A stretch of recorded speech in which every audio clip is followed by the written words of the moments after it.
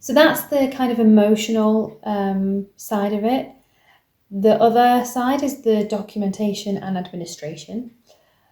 I would advise that you get these kind of things done as soon as possible so that you don't have to think about them again. So my host family was quite helpful in kind of saying to me, oh, I think you should probably set up your bank account soon. You might want to go and get your residence permit. You need to set up a mobile SIM. All of these things, they just kind of reminded me, and that helped because the host family will probably be busy. They have the kids, they have their own jobs, they've got things to do, so they may not be able to come to appointments with you, and that could be a challenge, but they can always give advice. So if you're unsure about anything, always ask. It makes things so much easier. Equally, there are a lot of things that you can do online. So if you're nervous about the social interaction of the setting up phase, or you're worried about the language barrier, then you can try using that option. So I set up my banking and my mobile SIM online, which was easy. I could do it in English, perfect for me because my German level was very low, is still quite low. So I valued the fact that there was an English option. And it can be an easy way to kind of ease yourself in and get some things ticked off the list of I've done that now and I've done this. It is the easy option, but there's no problem in taking the easy option. I definitely do try to aim to have a little bit of social interaction, even if it's just saying hello and no and thank you and simple things. But you're in the country for maybe 6 months, maybe a year. You don't need to do everything in that first week. So if you take the easy option, there's no harm in that. You're just making it easier for yourself while you're setting up. You can challenge yourself with some of the language or other things further down the line. You don't need to do everything at the start. So if you want to take that option, I did, and I found it very helpful. One thing that you can't do online is the visa things, the residence work permit and all of those things. So I had to apply. I applied online, but then the appointment was in person. And I will warn that at least in Germany, the appointments have to be booked weeks or months in advance. So book it as soon as you can. I think I booked mine at the start of September for the end of November. So you just want to get it sorted so that you don't have to worry and panic when you realise that you haven't got long to have the appointment and there are no appointments available. And when you go to the appointment, don't worry if they treat you a bit coldly, if they're not that friendly, if they're not that smiley. It's completely normal, I think. They weren't horrible to me. I didn't have an awful experience, but they weren't the friendliest of people.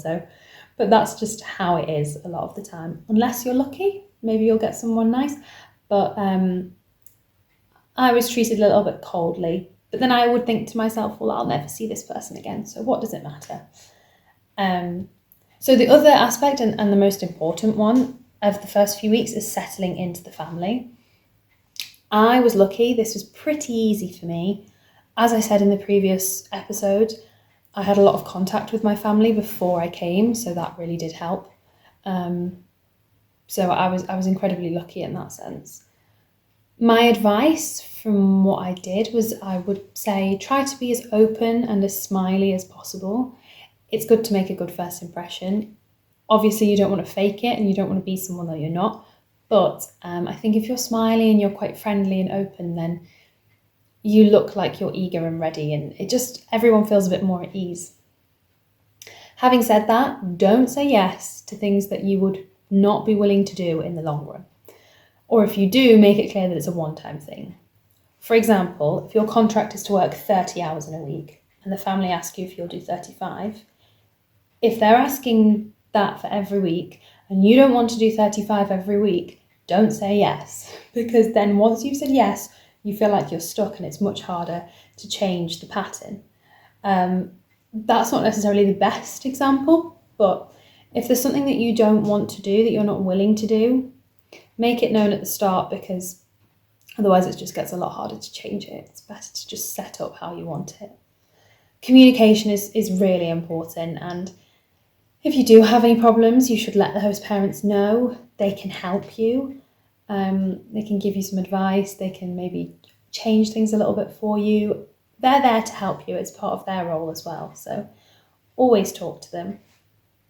And equally, it's good to ask them, I think, for a brief evaluation of you at the end of the first couple of weeks.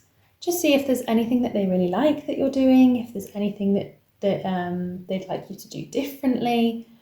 It's good to get a bit of feedback. It gives you a bit of reassurance that you're doing a good job, and it can help you if you need to improve in any way. The children might take a bit of time to warm up to you. They might take a bit of time to feel comfortable. You have to remember that it's a big change for them as well, so don't punish yourself if they're not immediately attached to you and love you and want to spend all their time with you. They might test you a bit at first. They want to see where you stand, how much you will allow, how strict you are. But be patient, it will pass. They will soon adjust and you'll get into a flow of things. But yeah, at first, it's not going to be like an instant thing of perfect harmony. There's a little bit of a period where you're just testing things and seeing how things work, and that's okay. So that is it for this episode. I feel like I've rattled on for ages. That felt like a whistle-stop tour.